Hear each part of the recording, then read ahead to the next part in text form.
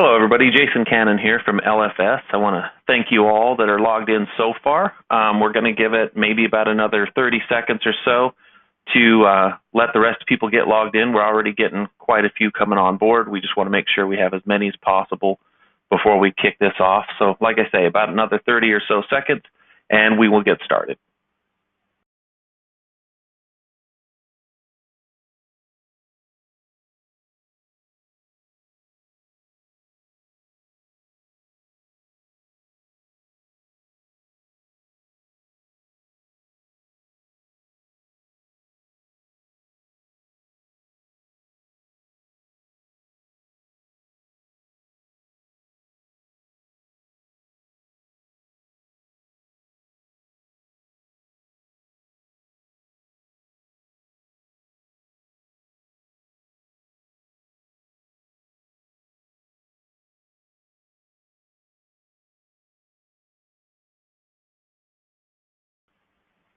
Okay, hello everyone. Jason Cannon here from LFS. I want to thank you all for taking time out of your day to log in and register for our Term 101 training session. This is our second time through. So for those of you that missed it the first time, we're happy to have you. And for those of you that may be on here for the second time, welcome back. And we'll get everything taken care of here, make sure we answer all your questions, and ultimately, the goal is by the end of this call to make sure you have as thorough of an understanding of term and living benefits term as possible. So with that being said, we'll get started here. This is a 101 level course. We do have a questions box there, so if anybody has questions, please feel free. Shoot as many over to me as possible. I will do my best to answer each and every single one of them. Just do remember that since this is a 101 level course, we're going to try to keep the questions at a 101 level. So if your question is maybe a little bit more advanced, or maybe it's just something that's kind of more of a random, out of left field type circumstance, I will acknowledge that you sent your question, but let's just you and I talk afterward and get your questions answered. I just want to make sure that we keep everyone on course as best possible here. Also, we do have a handout here. Basically it's a quick tips. So if you are new to these, I would highly suggest opening that quick tips link up, saving it to your hard drive or something. It's going to really help answer a lot of the basic questions that you're going to get asked that you may not know the answers to off the top of your head. So it's going to be a really handy item for you to have. It is also located on the LFS website. So, okay, let's get started here. So Term 101, what is term life insurance and when is it the right fit for your client? Here's a handy little graph we have. You'll see these in all of our webinars. And this just shows you basically the majority of the life insurance plans that we work with here at LFS and where the plan we're talking about today fits. So as you can see, term is at the very top here. And from left to right, you can see that term does have a guaranteed death benefit associated with it. And the most common term lengths are between 10 and 30 years. There's no cash value accumulation. This is not a cash building plan whatsoever. It's strictly a death benefit plan. And the premiums are all going to be level. If your client takes out a term plan today, they're not going to get a bill in the mail, say it's a 20-year term. They're not going to get a bill in the mail next year or 5 or 10 years from now saying, oh, we've increased your premiums or anything.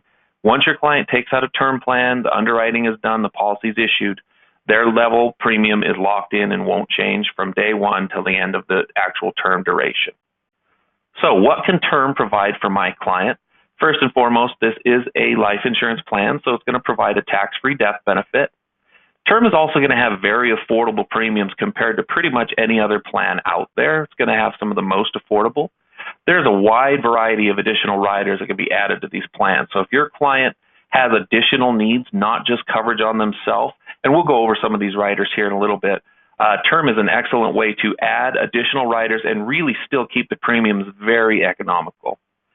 Many term plans have the possibility of living benefits with them, and this is a huge deal. We will get into living benefits here in a moment as well. So if you don't know what that means, don't worry, we will address it. And it's going to protect insurability. So some clients may ideally really prefer to have a permanent plan, a GUL or a whole life or something like that, but they just simply can't afford those premiums because they're higher. Well, what you can do with a term plan for your client is say, okay, Mr. and Mrs. Client, I understand you want a permanent plan. We also understand you can't quite afford that permanent plan right now, so let's do this. Let's lock in your insurability. Let's throw a term plan on you now because you're not going to get any younger, and your health usually doesn't necessarily get better with age. Most of the time our health decreases. It doesn't increase as we get older.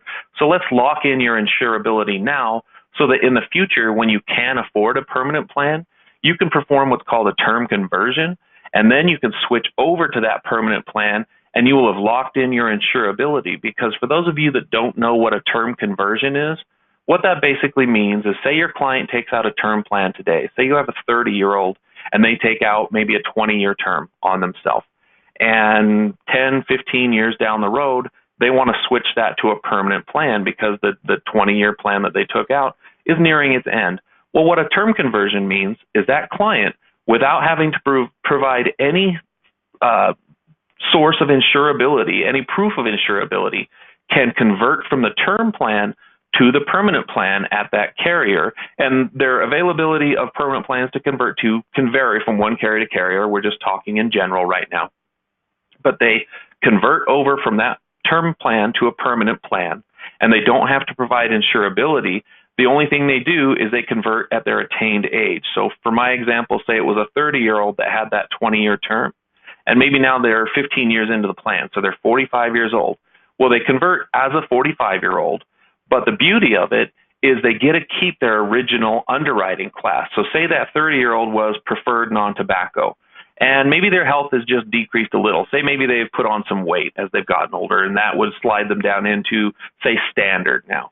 Well, they get to keep that preferred. But even more importantly, say something terrible happened to them. Maybe they had cancer, had a stroke, had a heart attack, any number of things. Obviously, they lived through it, but they've had some health issues that came up that are really going to either decrease their underwriting class or possibly even cause them to ultimately be a decline. Well, a term conversion locks in that insurability. So now that 45-year-old that still wants to keep a plan but have it be permanent, they could be completely uninsurable now, but the term conversion contractually allows them to be placed onto that permanent plan at their original underwriting class, which in my example was preferred non-tobacco, and they get to maintain that class. So term conversion is a really big deal. So the reason I went off on that is just to let you know that although a client may really prefer to have a permanent plan, although you may really prefer to have them have a permanent plan, if they simply can't afford it, it doesn't mean all is lost. At least look into that term plan, cover them now, make sure all the bases are covered, and then in the future, if they can afford to convert to a permanent plan, they can do that then. So who is an ideal term candidate? Clients with premium restrictions like we just talked about. They know they need coverage, they understand the importance of it, but maybe they can't afford something permanent, something better. A term plan is an excellent way to go for them.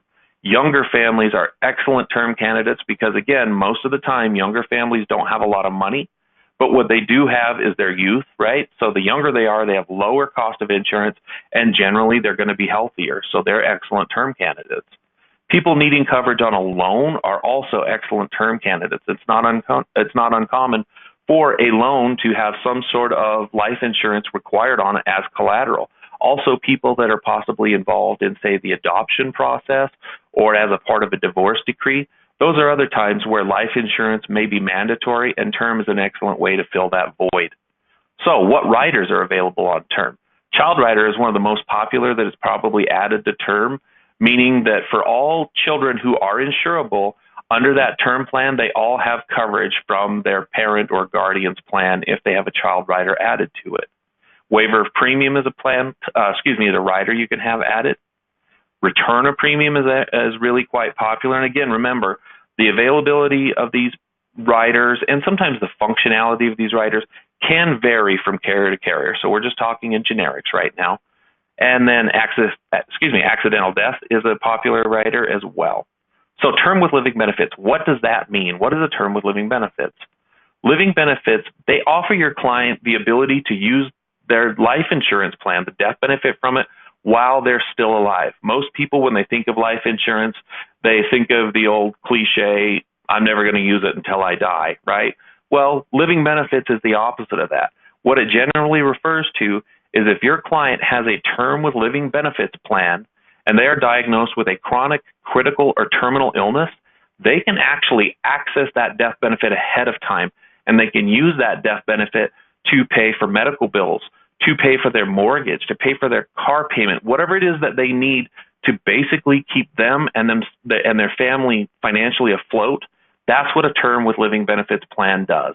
I personally and my family have an excellent example of somebody who could have really used a living benefits term plan and they didn't have it. My cousin and his wife, they were 27 at the time. They were pregnant with their first child, and she was having at first what they thought was just a difficult pregnancy. Kept getting sick. They'd go to the doctor, couldn't find anything wrong, but it just kept getting worse and worse. Turns out she was actually diagnosed with colon cancer. Very, very young to have colon cancer. Very scary because she was pregnant with their first child, and it really caused a lot of problems, obviously from a health standpoint, but also from a financial standpoint. They were a traditional dual income family. It was basically 50-50 on their income. She was knocked out of commission, could not work. They had astronomical medical bills. The good news here, she survived, the baby survived, everybody's happy and healthy now. Bad news is they had to file bankruptcy, lost their house, and this was 10 years ago. The baby's birthday is actually next week. He'll be 10, but they're still kind of digging out from that financial hole that the bankruptcy caused them. Whereas if they had a term with living benefits plan, that's not going to make the cancer go away, but that's going to make the bills go away. And when you're already sick, when you're already trying to recover and you're worried about your family, the last thing you'll have to worry about with a term with living benefits plan is keeping up the mortgage and paying the medical bills. So it's a very, very vital plan for a client to have. Again, the availability of these benefits can vary from carrier to carrier, plan to plan, and state to state. So if you or your client is interested in a term with living benefits plan, reach out to us here at LFS. Give us a call, shoot us an email, let us know what you're looking for, and we'll make sure that we can find a carrier that offers the plan that has those living benefits for your client. So obviously there's going to be a little bit of a cost difference here between traditional term and living benefits term. So here's a quick graph for you to see. This is a graph based off of a 35-year-old male who's preferred non-tobacco. It's a 20-year term for $250,000 in death benefit. So you can see our traditional term is in the middle column here. Monthly premium is $21.07. Does it offer a death benefit? Yes, of course. It's a life insurance plan. But as you can see, there's no critical illness. There's no chronic illness. And a lot of these plans do have a terminal illness rider, but that's at most what you're going to have compared to the living benefits term, which is on the right-hand column. You can see that it's barely more than $2 a month more in this situation. Obviously, it has the death benefit attached to it, but as you can see also, it has critical illness, chronic illness, and terminal illness. And so for the example that I gave, where it was a critical illness, it was a cancer diagnosis, they would have been able to access that death benefit to take care of their medical bills, keep up the mortgage, and that sort of thing for a mere $2.37 difference in premium.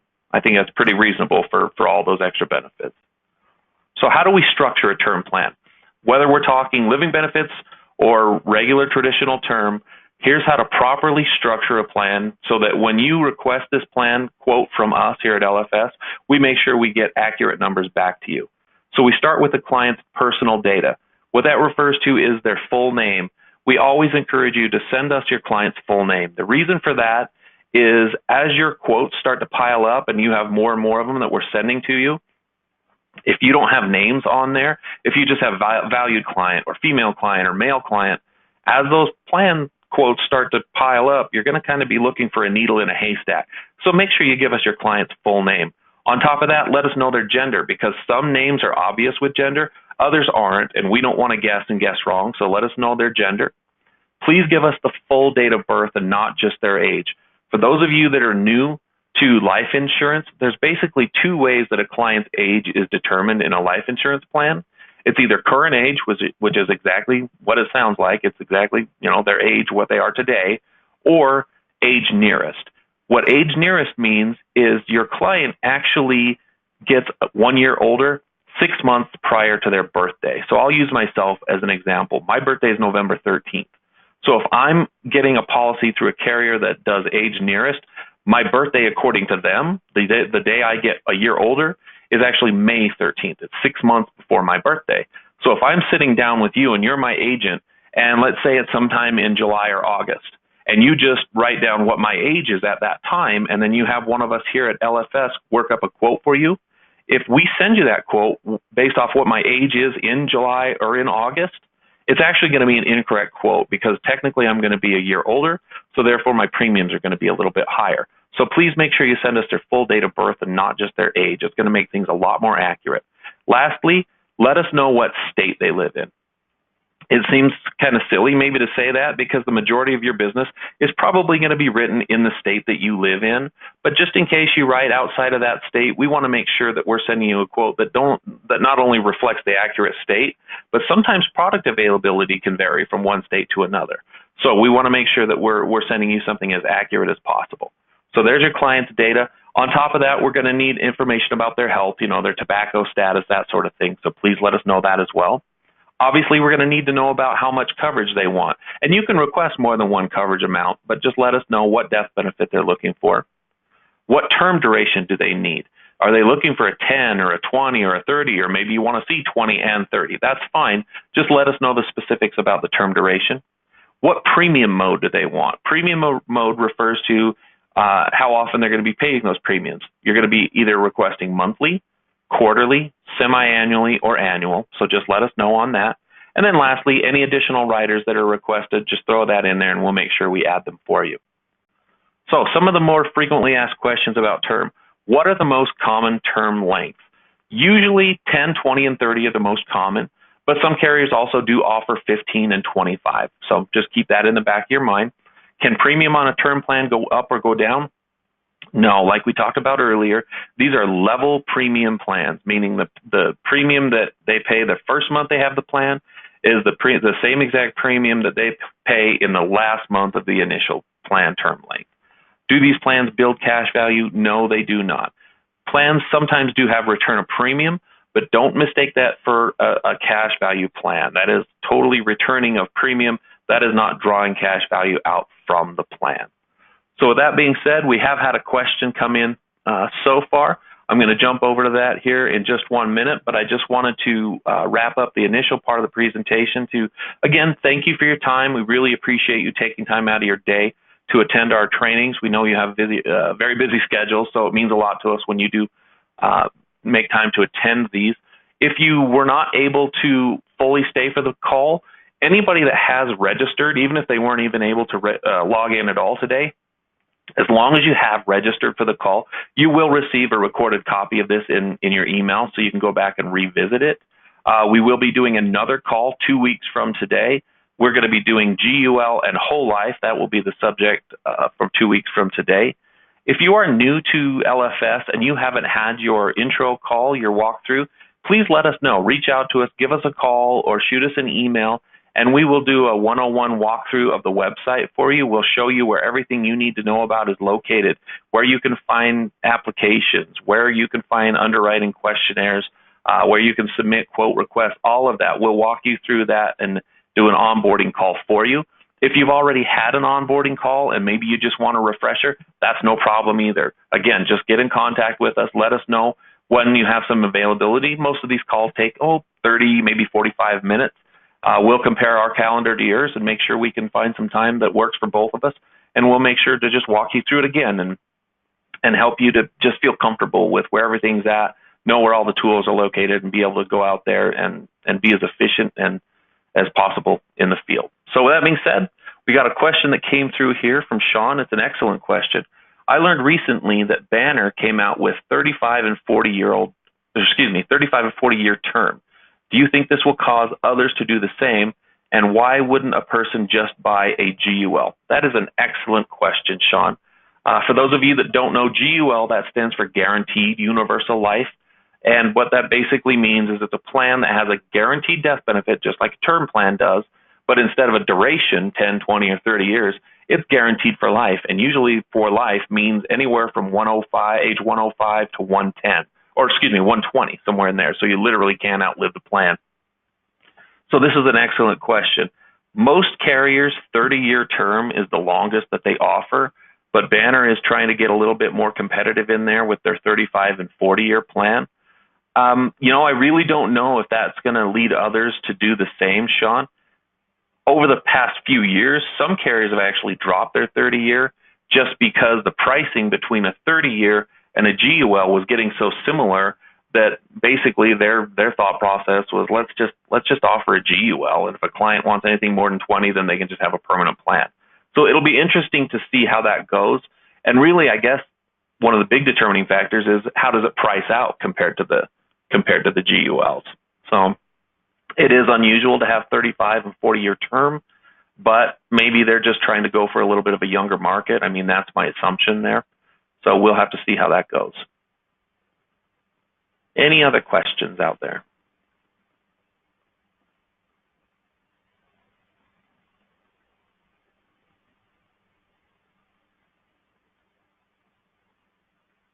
Don't be shy, guys. Any questions you have at all, shoot them over.